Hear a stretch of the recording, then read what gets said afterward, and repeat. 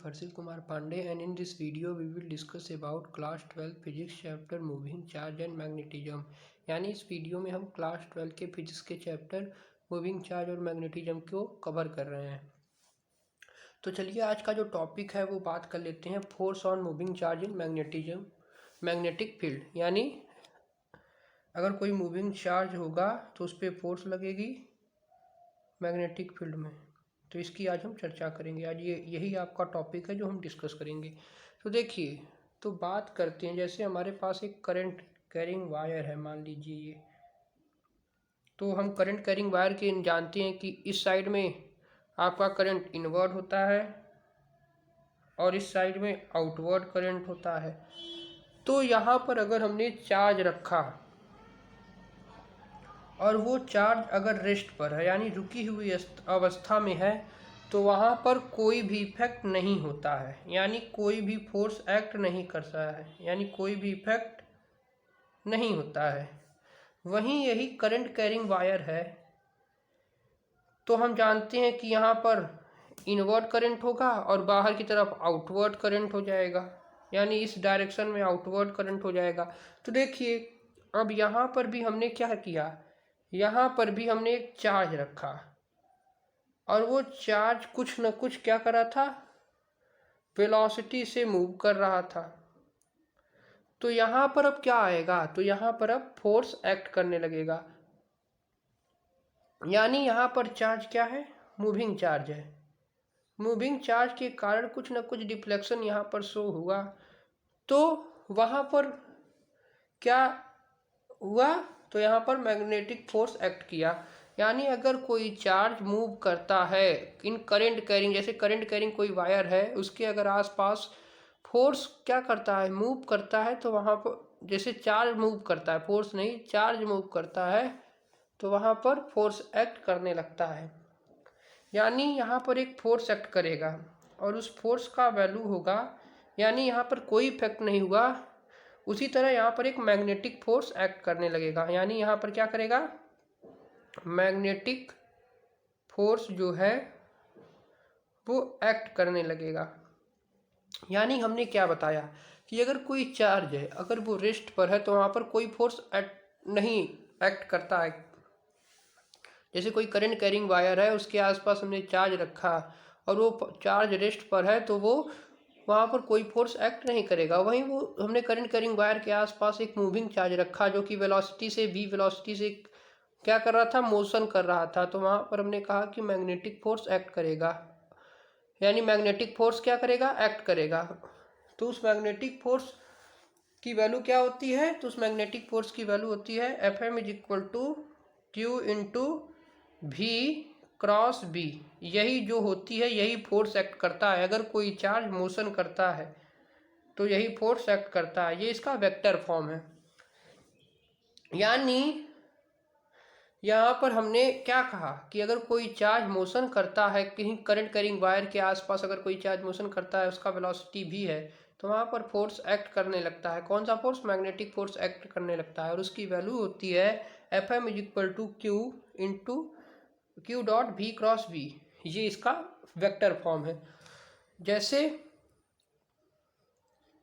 मान लीजिए आपका V हो गया, ये आपका B हो गया, इसको हमने V वेक्टर माना, इसको हमने B माना, और यहीं के बीच का एंगल होता है theta.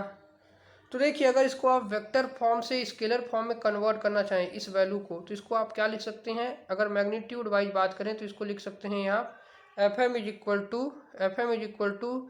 Q V cross B को हम जानते हैं कि क्या है, क्रॉस प्रोडक्ट है, तो क्रॉस प्रोडक्ट को तोड़ते हैं तो साइन थीटा आता है, तो VB साइन थीटा आता है। और यहाँ पर जो थीटा है वो क्या है, theta is the angle between V vector या B vector and V vector. अब देखिए, जैसे मैंने आपको बताया कि अगर कोई मूविंग चार्ज है और करंट कैरिंग, जैसे कोई करंट कैरिंग वायर है, उसके आसपास एक मूविंग चार्ज है, तो उस पर फोर्स एक्ट करता है, तो उस फोर्स की वैल्यू आप रट लीजिए, क्या होती है, Fm = Q × V cross B। ये इसकी वैल्यू होती है। वहीं थीटा जो होता है वो angle between B and B होता है, या बी एंड बी होता है, ये भी कह सकते हैं। अब यहाँ पर क्वेश्चन अराइज होता है कि जो मैग्नेटिक फोर्स है इसकी वैल्यू जीरो कब कब होती है। तो देखिए इसकी वैल्यू जीरो कब कब हो सकती है, तो इसकी वैल्यू जीरो हो सकती है जब चार्ज की वैल्यू जीरो हो। यानी ये वाला जो वैल्यू है इसमें अगर आप चार्ज की वैल्यू को जीरो कर दें तो उस कंडीशन में एफ एम जीरो हो सकता है। दूसरा कंडीशन हो गया कि अगर हमने v की वैल्यू को जीरो कर दिया, यानी वेलोसिटी को जीरो कर दिया, तो उस यानी जब चार्ज रेस्ट पर हो गया, वेलोसिटी जीरो मतलब जब चार्ज रेस्ट पर हो, तो उस कंडीशन में एफ एम की वैल्यू क्या होती है, जीरो हो जाती है। वहीं तीसरा कंडीशन हो गया कि अगर v की वैल्यू जीरो हो जाए तो उस कंडीशन में भी आपका एफ की वैल्यू क्या होती है, जीरो हो जाती है, फोर्स की वैल्यू जीरो हो जाती है। वहीं अगर थीटा की वैल्यू जीरो हो जाए या 180 डिग्री हो जाए तब भी एफ एम की वैल्यू जीरो हो जाएगी। यानी अगर थीटा की वैल्यू जीरो हो जाए या थीटा की वैल्यू 180 डिग्री हो जाए तब भी फोर्स की वैल्यू, मैग्नेटिक फोर्स की वैल्यू जीरो हो जाती है। थीटा की वैल्यू जीरो हो गई, इसका मतलब क्या हो गया कि भी जो है वो पैरेलल टू बी है, भी जो है वो पैरेलल टू भी है, यानी बी इस डायरेक्शन में है तो भी इस डायरेक्शन में है, तो उस कंडीशन में फोर्स की वैल्यू जीरो होती है। वहीं थीटा की वैल्यू 180 डिग्री हो जाए, इसका मतलब कि भी जो है वो एंटी पैरेलल टू बी है, यानी जैसे बी इस डायरेक्शन में है तो भी इसके एंटी पैरेलल होगा, तो उस कंडीशन में भी फोर्स जीरो हो जाती है। तो देखिए सिंस हम जानते हैं कि जो मैग्नेटिक फोर्स होता है वो प्रकार का वेक्टर क्वांटिटी है, तो इसका डायरेक्शन क्या होगा। तो अब बात करते हैं डायरेक्शन ऑफ मैग्नेटिक फोर्स के बारे में, यानी इसका डायरेक्शन क्या होगा। तो देखिए इसका डायरेक्शन हम दो तरह से निकाल सकते हैं। पहला हो गया स्क्रू रूल, स्क्रू रूल की सहायता से आप इसका डायरेक्शन निकाल सकते हैं। यानी अगर आपसे एफ एम की वैल्यू जो हमने दिखा था q into v cross b, इससे आप इसका डायरेक्शन निकाल सकते हैं। यानी इसके डायरेक्शन के लिए हम क्या कर सकते हैं, वी क्रॉस बी कर सकते हैं, जिससे आपको क्या मिल सकता है, डायरेक्शन मिल सकता है। यानी हमको भी को बी से तरफ घुमाना है। जैसे आपके पास देखिए, जैसे यहाँ पर हमारे पास ये भी है, ये बी है। अब मैं आपसे पूछूं कि फोर्स का डायरेक्शन क्या होगा, तो देख सकते हैं आप ये भी है, जैसे मान लीजिए ये भी है, ये बी है। तो अगर मैं आपसे पूछूं कि फोर्स का डायरेक्शन क्या होगा, तो देखिए आप सबसे पहले भी लेंगे, भी से बी की तरफ घुमाएंगे तो कहाँ आ रहा है, आउटवर्ड आ रहा है, आउटवर्ड डायरेक्शन में इसकी फोर्स आ रही है, तो इसका फोर्स का डायरेक्शन क्या हो गया, आउटवर्ड। तो ये कहता है स्क्यू रूल। वहीं हमारा भी ये है, मान लीजिए भी ये है और बी आपका ये है। अब इस कंडीशन में फोर्स की डायरेक्शन कहाँ होगी, तो देखिए जैसे इस कंडीशन में फोर्स का डायरेक्शन कहाँ था, आउटवर्ड था, आउटवर्ड था। यानी हमको भी क्रॉस बी करना होगा अगर डायरेक्शन निकालना है। तो इसमें जैसे भी, ये भी है, क्रॉस बी कीजिए तो डायरेक्शन कहाँ आया, आउटवर्ड, तो फोर्स का डायरेक्शन आउटवर्ड आया। उसी तरह अगर हम इस कंडीशन की बात करें तो इसमें देखिए, इसमें हमने भी ये माना और उसके बी घुमाएंगे तो कहाँ जाएगा, अंदर की तरफ जाएगा, यानी इनवर्ड। यानी इस कंडीशन में फोर्स कहाँ एक्ट करेगा, तो फोर्स एक्ट करेगा इनवर्ड, यानी इस कंडीशन में फोर्स इनवर्ड एक्ट करेगा, इनवर्ड एक्ट करेगा। तो इस तरह से हम डायरेक्शन ऑफ मैग्नेटिक फोर्स निकालते हैं। और दूसरा मेथड हो गया फ्लेमिंग लेफ्ट हैंड रूल। यानी यहाँ पर देखिए, यहाँ पर लेफ्ट हैंड की सहायता से भी आप फोर्स निकाल सकते हैं। किसकी सहायता से, left hand, Fleming left hand की सहायता से भी आप डायरेक्शन निकाल सकते हैं। फ्लेमिंग लेफ्ट हैंड की सहायता से, लेफ्ट हैंड रूल की सहायता से भी आप डायरेक्शन को कैलकुलेट कर सकते हैं। देखिए ये क्या कहता है, यहाँ पर हमारे तीन फिंगर होते हैं, फोर फिंगर, मिड फिंगर और एक होता है, जैसे एक हो गया थंब, जैसे थंब हो गया, ये फोर फिंगर हो गया और ये मिड फिंगर हो गया। तो इसकी सहायता से हम क्या निकालते हैं, जैसे फोर फिंगर हो गया, फोर फिंगर हो गया, ये मिड फिंगर हो गया, तो इसकी सहायता से भी हम क्या निकाल सकते हैं, मैग्नेटिक फोर्स की वैल्यू निकाल सकते हैं। मिड फिंगर हो गया। तो देखिए यहाँ पर हम FBI का कॉन्सेप्ट इस्तेमाल करते हैं। फ्लेमिंग लेफ्ट हैंड रूल में हम क्या इस्तेमाल करते हैं, FBI। जैसे थंब हो गया, थंब आपका रिप्रेजेंट करता है फोर्स को, ये FB, और ये जो ये वाला फिंगर है ये आपका रिप्रेजेंट करता है क्या, ये आपका रिप्रेजेंट करता है बी को, और ये वाला फिंगर जो है ये करंट को रिप्रेजेंट करता है, यानी करंट के डायरेक्शन को। यानी ये वाला जो फिंगर है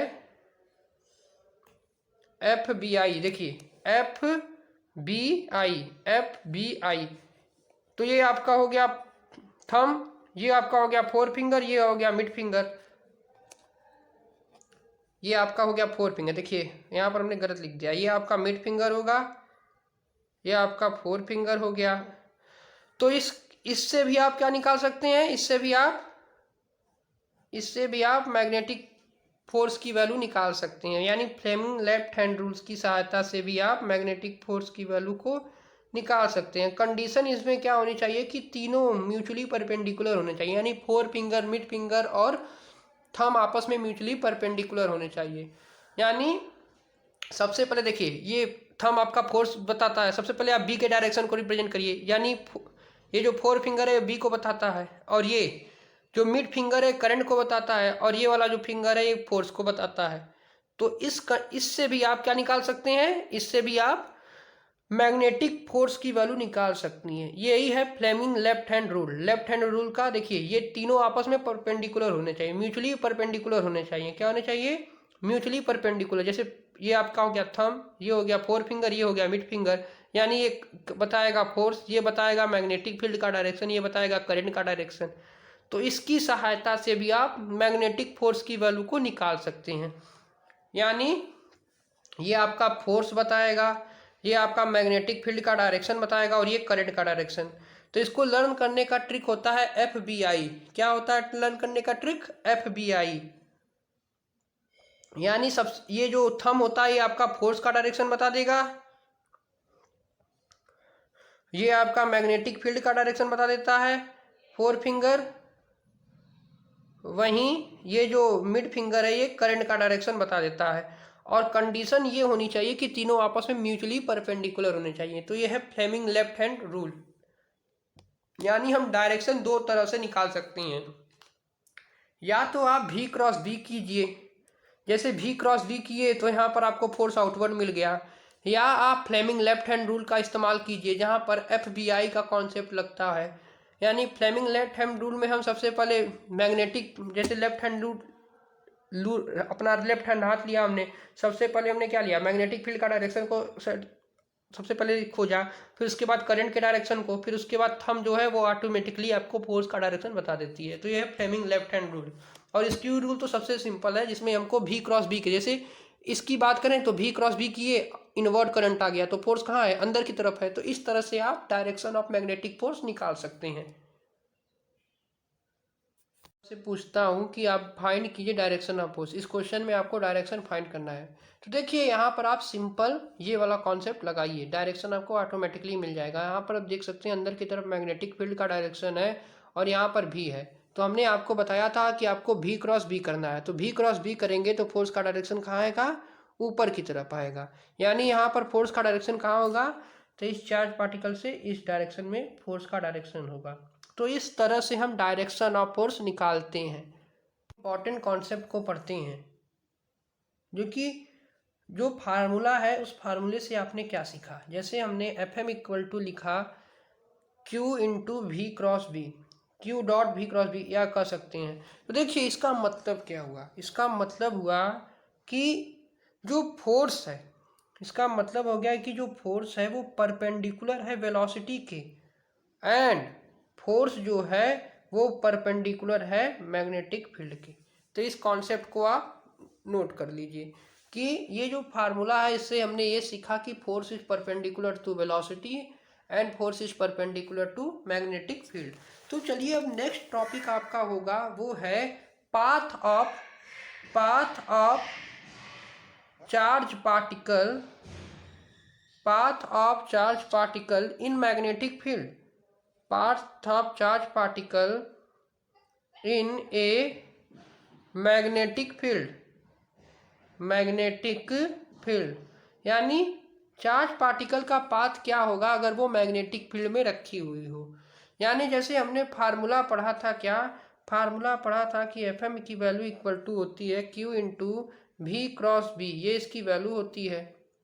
जहाँ पर एफ एम को हम अगर स्केलर फॉर्म में इसका फार्मूला तोड़ना चाहें तो क्या लिख सकते हैं, इसको हम लिख सकते हैं Q we B sine theta, V cross B को तोड़ेंगे तो क्या होगा, V vector B vector sine theta आ जाएगा, जहाँ पर theta is the angle between B and V या वी एंड बी होता है। तो ये है आपका पाथ ऑफ चार्ज पार्टिकल की। चलिए बात करते हैं। अब यहाँ पर हम कुछ कंडीशन को इम्पोज करेंगे, जैसे कि हमने थीटा की जगह 0 रख दिया तो क्या होगा, तो वहाँ पर ट्रेजेक्टरी क्या बनेगी। तो ये इस प्रकार के क्वेश्चन आपसे पूछते हैं। तो चलिए केस नंबर 1 की बात करते हैं कि केस नंबर 1 में अगर हमने थीटा की वैल्यू 0 डिग्री रख दिया या थीटा की जगह 180 डिग्री रख दिया, तो इस कंडीशन में इसकी क्या ट्रेजेक्टरी बनती है। यानी अगर मान लीजिए कि ये बी है और मान लीजिए एक चार्ज पार्टिकल है भी यहाँ जा रहा है, तो ये आपका 0 की वैल्यू हो गई, यानी भी और बी आपस में पैरेलल है। तो उस कंडीशन में क्या इसका ट्रेजेक्टरी बनता है। वहीं अगर चार्ज पार्टिकल जो है वो एंटी पैरेलल टू बी है, तो उस यानी एंटी पैरेलल टू बी है तो क्या होगा, यानी हमने यहाँ पर दोनों कंडीशन ले लिया, एक तो पैरेलल लिया, एक एंटी पैरेलल ले लिया। तो चलिए बात करते हैं। तो मैंने आपको बताया था कि अगर ये पैरेलल हो या एंटी पैरेलल हो तो उस कंडीशन में तो फोर्स आपकी क्या होती है, फोर्स तो आपकी 0 होती है।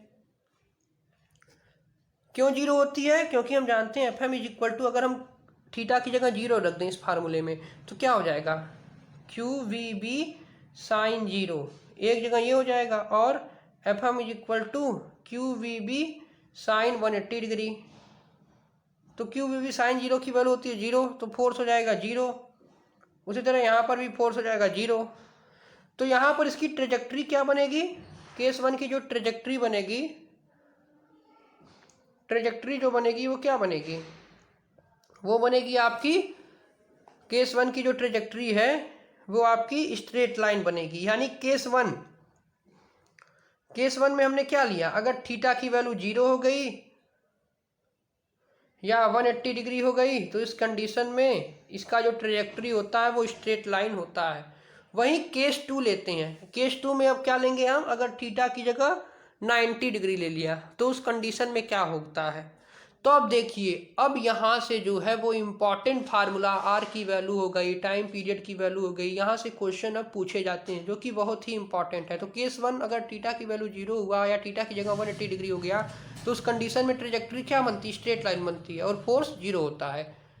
अगर थीटा की जगह 90 डिग्री हो गया यानी भी इज परपेंडिकुलर टू भी हो गया, तो उस कंडीशन में क्या होगा, ट्रेजेक्टरी क्या बनेगी।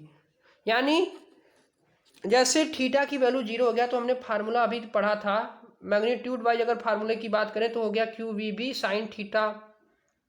तो यहाँ पर थीटा की जगह 90 हो जाएगा, तो एफ एम की वैल्यू क्या हो जाएगी, क्यू वी बी हो जाएगा। तो देखिए इस कंडीशन में फोर्स की वैल्यू आ गई क्या, क्यू वी बी, फोर्स की वैल्यू आ गई क्या, क्यू वी बी आ गई, क्योंकि थीटा की जगह 90 हो गया, और क्योंकि क्या हो गया, क्यू वी बी साइन 90, और साइन 90 की वैल्यू होती है 1। इस कंडीशन में आपका फोर्स की वैल्यू हो जाएगा क्यू वी बी। यानी आपकी ट्रेजेक्टरी यहाँ पर बनती है क्या, अगर कोई पूछता है कि अगर थीटा की वैल्यू 90 है तो फोर्स की वैल्यू का ट्रेजेक्टरी क्या बनता है, यानी पाथ क्या बनता है, तो एक सर्कल होता है। अब यहाँ पर डेरिवेशन आता है रेडियस का। क्या आता है, रेडियस का डेरिवेशन। तो यहाँ पर सर्कल, जैसे मान लीजिए ये आपका इनवर्ड मैग्नेटिक फील्ड है, तो इसकी ट्रेजेक्टरी क्या बन जाती है, यानी बी क्या है, इनवर्ड है। तो यहाँ पर भी हमको लेना है 90 डिग्री, तो अगर हम इसके 90 डिग्री बनाना चाहें तो कुछ इस प्रकार से बनेगा। देखिए कुछ इस प्रकार से ये बनेगा, यानी परपेंडिकुलर होगा, जो भी होगा वो इसके क्या होगा, परपेंडिकुलर होगा। यानी जैसे यहाँ पर कोई चार्ज पार्टिकल है तो ये भी के क्या होगा, परपेंडिकुलर होगा। तो इस प्रकार से ये भी जो होगा भी के परपेंडिकुलर होगा, तो भी के परपेंडिकुलर होगा तो एक सर्कल का ये निर्माण करेगा। इस प्रकार से एक सर्कल बनेगा, इस प्रकार से क्या बनेगा, सर्कल बनेगा। वहीं अगर आप इसका फोर्स निकालना चाहें तो कहाँ आएगा, जैसे बी अंदर की तरफ है तो भी क्रॉस बी करेंगे तो फोर्स कुछ इस प्रकार से यहाँ पर आएगा। जैसे इसका फोर्स इधर आ गया, इसका फोर्स इधर आ गया, इसका फोर्स इधर आ गया, तो यहीं फोर्स आएगा। तो देखिए, तो आपका ये ट्रेजेक्ट्री सर्कल बन गया अगर थीटा की जगह 90 डिग्री हो गया। इसका मतलब भी इज परपेंडिकुलर टू बी, उस कंडीशन में आपका एक सर्कुलर पार्ट बनता है। क्या बनता है, सर्कुलर पाथ बनता है।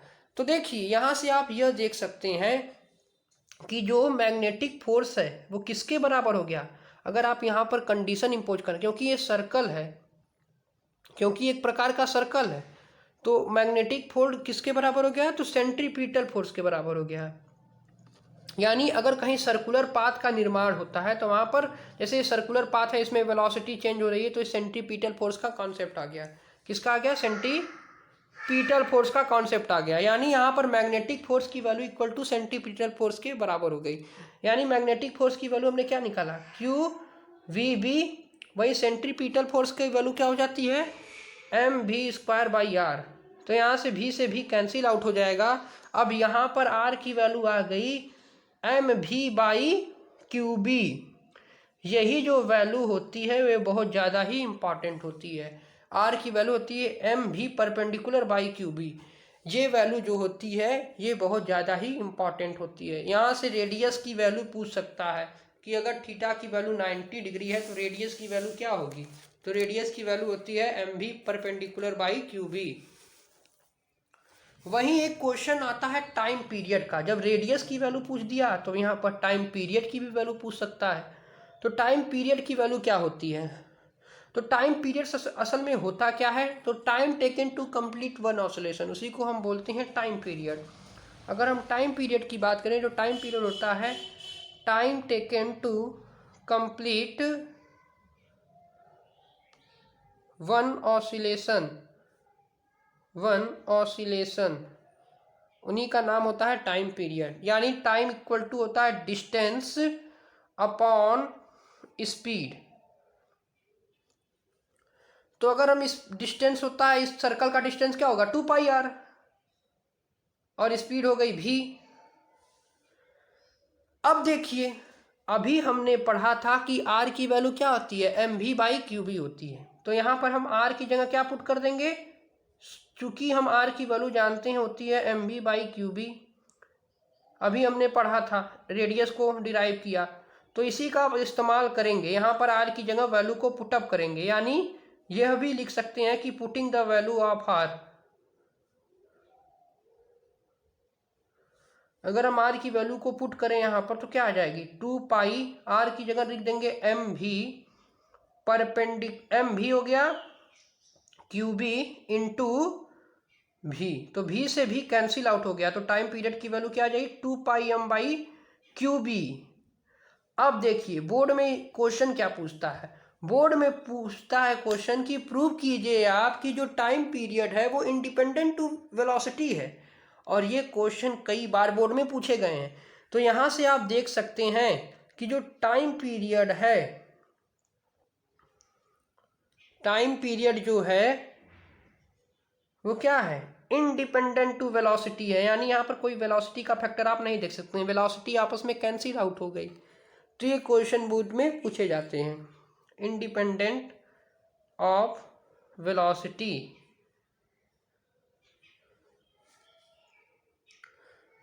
वहीं अगर आपसे कोई फ्रीक्वेंसी की बात पूछता है तो फ्रीक्वेंसी की वैल्यू क्या होगी इसमें, अगर कोई फ्रीक्वेंसी की बात करता है इसमें कि फ्रीक्वेंसी की वैल्यू क्या होगी, तो फ्रीक्वेंसी की हम जानते हैं कि रेसिप्रोकल, जैसे फ्रीक्वेंसी हो गया 1 बाई टाइम, यानी 1 अपॉन टाइम पीरियड होता है। तो अगर आप इसका रिवर्स कर देंगे तो फ्रीक्वेंसी की वैल्यू क्या आ जाएगी, क्यू अपन ऊपर चला जाएगा, क्यू बी ऊपर चला जाएगा, तो क्यू बी बाई 2πm आ जाएगा। ये फ्रीक्वेंसी की वैल्यू हो गई। वहीं अगर आपसे कोई एंगुलर फ्रीक्वेंसी पूछ देता है, एंगुलर फ्रीक्वेंसी क्या होती है, 2πf के बराबर होती है, यानी जिसको ओमेगा बोलते हैं। अगर कोई आपसे एंगुलर फ्रीक्वेंसी पूछ देता है, एंगुलर फ्रीक्वेंसी पूछ देता है, तो एंगुलर फ्रीक्वेंसी की वैल्यू हम जानते हैं ओमेगा, इसको रिप्रेजेंट करते हैं 2πf। तो यहाँ पर जब वैल्यू पुट करेंगे एफ की जगह तो क्या आ जाएगा, देखिए 2πf की जगह पुट कर दिया QB/2πm, तो QB से QB मर जाएगा, तो ओमेगा की वैल्यू आ जाएगी QB/m। तो ये आ गया एक फार्मूला आपका। अब इम्पॉर्टेंट कॉन्सेप्ट ये है कि जैसे R की वैल्यू हमने निकाला, देखिए अब यहाँ पर इम्पॉर्टेंट कॉन्सेप्ट बता देते हैं। काइनेटिक एनर्जी के टर्म में अगर पूछता है तो क्या लिखेंगे, तो उसकी बात चलिए हम कर लेते हैं। अब देखिए इम्पॉर्टेंट कॉन्सेप्ट लगाइए हेडिंग, इम्पॉर्टेंट कॉन्सेप्ट। जैसे हमने रेडियस लिखा था, रेडियस की वैल्यू क्या था, इम्पॉर्टेंट कॉन्सेप्ट है ये आपका। तो इम्पॉर्टेंट कॉन्सेप्ट ये है कि जैसे हमने आर की वैल्यू लिखा था mv बराबर QB, अगर हमको इन टर्म ऑफ मोमेंटम चाहिए, अगर इसको आप लिखना चाहें तो मोमेंटम mv हम जानते हैं मोमेंटम होता है, तो इसको हम लिख सकते हैं P/QB, P/QB, क्योंकि हम जानते हैं P इक्वल टू होता है mv, मोमेंटम बराबर मास इंटू वेलोसिटी, तो ये क्या होता है, मोमेंटम होता है। वही हम जानते हैं अगर इसको काइनेटिक एनर्जी के टर्म में लिखना है तो हम जानते हैं क्या, काइनेटिक एनर्जी इक्वल टू होती है हाफ mv²। तो हम यहाँ पर ये भी तो लिख सकते हैं, v की जगह हम क्या लिख सकते हैं, अगर यहाँ पर v की जगह लिखना चाहे तो हम लिख सकते हैं P/m लिख सकते हैं, यानी v² की जगह P²/m² लिख सकते हैं, यानी काइनेटिक एनर्जी इक्वल टू हो सकता है यहाँ पर हाफ mv² की जगह क्या लिख सकते हैं, P²/m², यह लिख सकते हैं v की जगह। तो यहाँ से m तो कैंसिल आउट हो गया, तो यहाँ से काइनेटिक एनर्जी की वैल्यू क्या आ गई, P²/2m आ गई। यानी यहाँ पर अगर आप स्क्वायर को हटाना चाहें, स्क्वायर को अगर हटाना चाहें तो क्या हो जाएगा, ये आ जाएगी वैल्यू 2mke, यानी P की जगह हम क्या लिख सकते हैं 2mke लिख सकते हैं।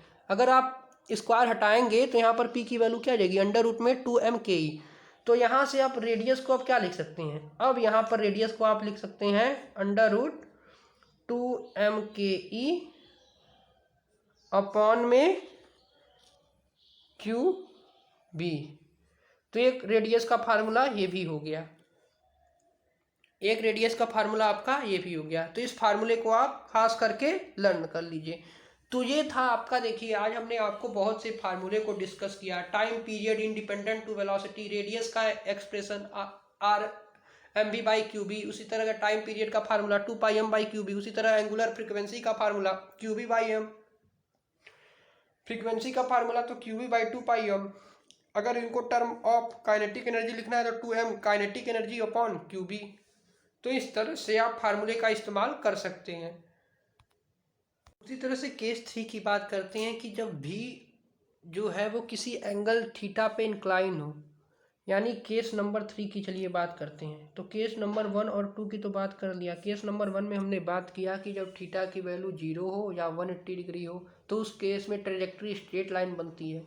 उसी तरह केस नंबर 2 में बात किया जब 90 डिग्री का एंगल और थीटा की जगह यानी वी एंड बी के बीच में एंगल 90 डिग्री हो तो उस केस में ट्रेजेक्ट्री सर्कल बनता है। तो वहाँ पर मैंने टाइम पीरियड, रेडियस और इसके बाद फ्रीक्वेंसी और रेडियस का expression in terms of kinetic energy आपको बताया था और उसका डेरिवेशन भी कराया था कि time period is independent to velocity. तो चलिए अब हम बात करते हैं कि व्हेन भी जो है वो इंक्लाइन हो किसी एंगल पर, भी इज इंक्लाइन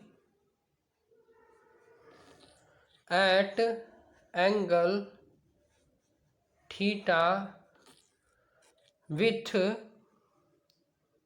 बी, यानी अब हम जनरल केस की बात कर रहे हैं, यानी जो थीटा की वैल्यू हो वो कोई भी वैल्यू हो सकती है, एनी वैल्यू, वो 0 भी हो सकता है, 180 भी हो सकता है, 90 भी हो सकता है, 60 भी हो सकता है, 30 भी हो सकता है, यानी कोई भी वैल्यू हो गई। तो जैसे मान लीजिए आप कि आपका ये बी का डायरेक्शन है, मैग्नेटिक फील्ड का डायरेक्शन ये हो गया,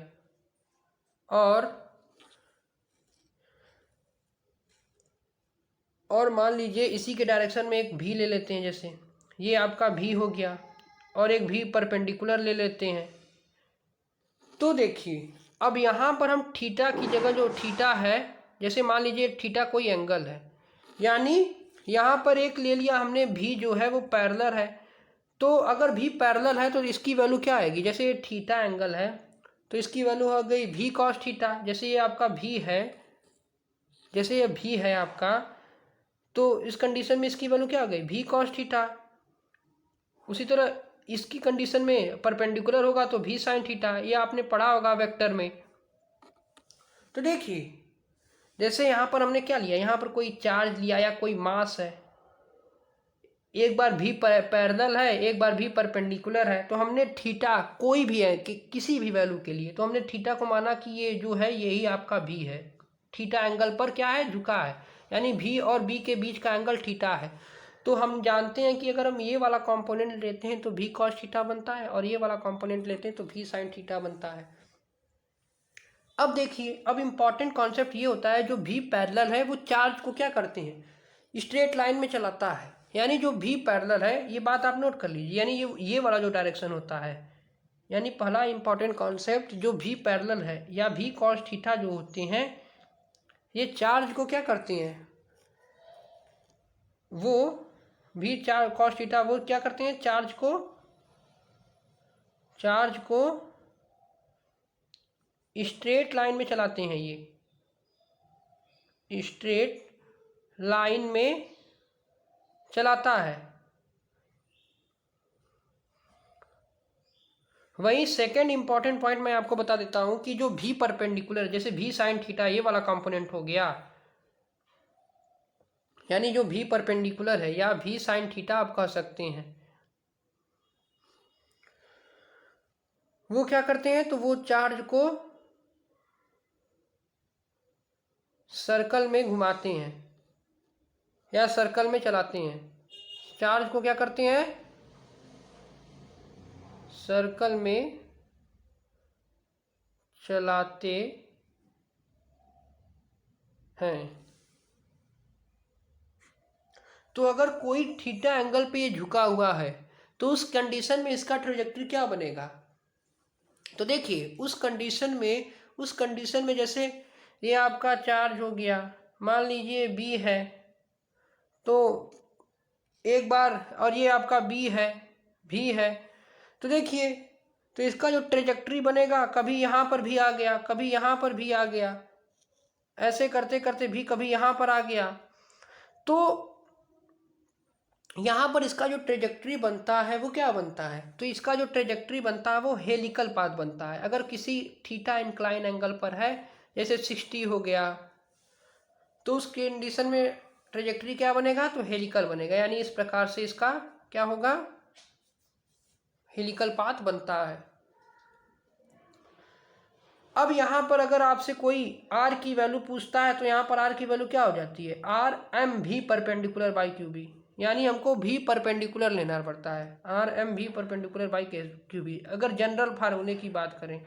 और टाइम पीरियड भी आपका हो जाएगा क्या, 2 पाई एम, टाइम पीरियड तो सेम रहता है 2 पाई एम बाई क्यू बी। यानी अगर किसी थीटा एंगल पर इंक्लाइन होता है, जैसे कि कोई एंगल हो गया थीटा, जैसे 90 था तो उसमें हम जानते थे सर्कल, 0 था या 180 डिग्री था तो उसमें हम जानते थे क्या था, स्ट्रेट लाइन। जैसे 60 हो गया 30 हो गया, तो उस कंडीशन में क्या पाथ रहता है, हेलिकल पाथ रहता है। तो इस बात को आप नोट कर लीजिए। अब यहीं पर एक कॉन्सेप्ट आता है पिच क्या होता है, तो अगर हमसे हॉरिजेंटल पिच की बात करता है, जैसे पिच की बात करता है यार, ये हॉरिजेंटल मोशन, एक प्रकार का हॉरिजेंटल मोशन भी होता है यहाँ पर। तो अगर आपसे कोई पिच की बात करता है तो पिच क्या होता है, इसमें पिच की वैल्यू क्या होगी, तो पिच होती है horizontal distance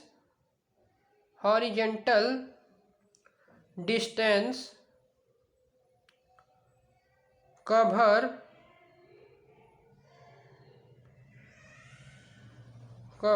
in one time period. यानी यहाँ पर अगर हम इस कंडीशन पे इंपोज करने पिच की वैल्यू, तो हो जाएगी भी पैरेलल इनटू टाइम पीरियड के बराबर। यानी भी पैरेलल की वैल्यू क्या थी, भी पैरेलल की वैल्यू थी भी cos theta into time period आपका था 2πm/QB। तो ये है आपकी पिच की वैल्यू। तो कभी कभी पिच की वैल्यू भी आपसे जेईई मेंस एंड एडवांस और नीट में कभी कभी पूछी जाती हैं। तो ये था आपका, हमने आपको केस 1, केस 2 और केस 3 तीनों के बारे में आज आपको बता दिया।